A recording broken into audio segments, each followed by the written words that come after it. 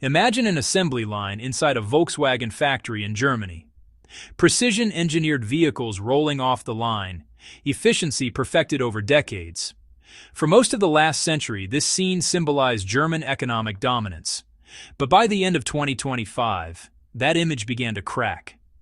According to manufacturing PMI data, Germany's industrial sector entered a severe downturn, with output falling for the first time in 10 months.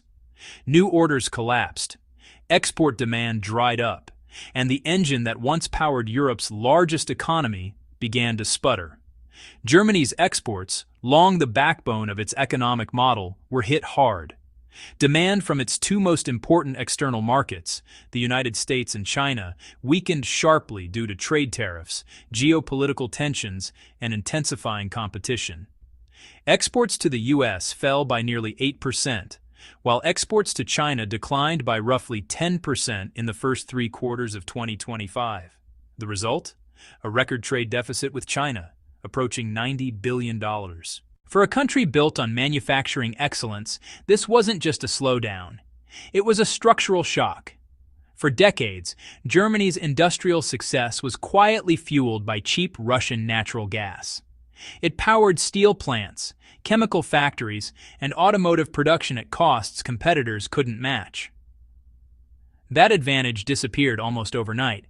After Russia's invasion of Ukraine in 2022 and the subsequent collapse of gas supplies, energy prices exploded. By 2022, benchmark electricity prices surged to over $230 per megawatt hour, several times higher than historical norms. Germany was forced to replace pipeline gas with liquefied natural gas, LNG, imported from global markets, often at prices multiple times higher. For energy-intensive industries like chemicals, steel, and fertilizers, the impact was devastating. Factories slowed production. Some shut down entirely. Others relocated capacity abroad.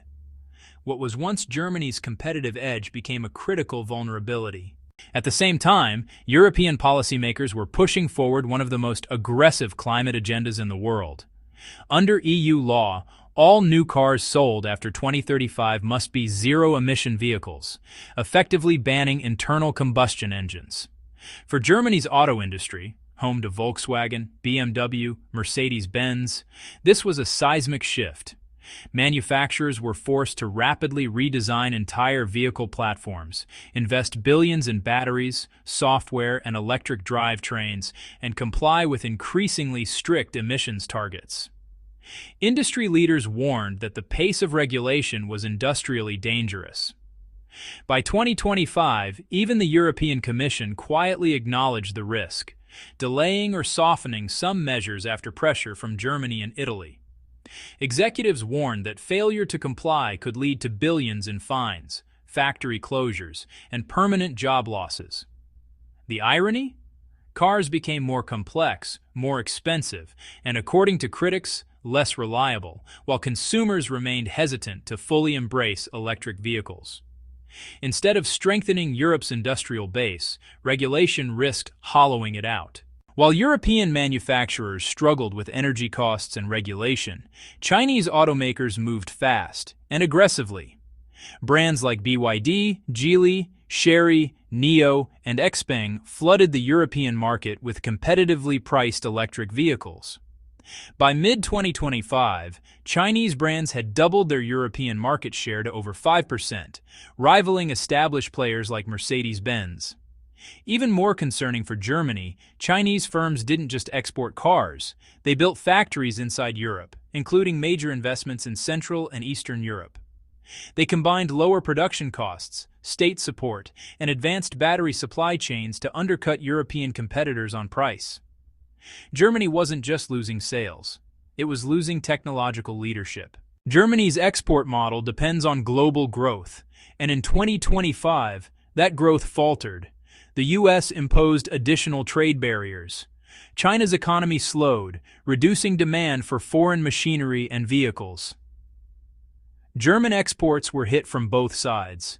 For the first time in decades, Germany found itself squeezed between protectionism in the West and competition from the East. The traditional formula, export high-end manufactured goods to the world, no longer worked as it once did. By December 2025, Germany's manufacturing PMI fell to 47, well below the expansion threshold of 50.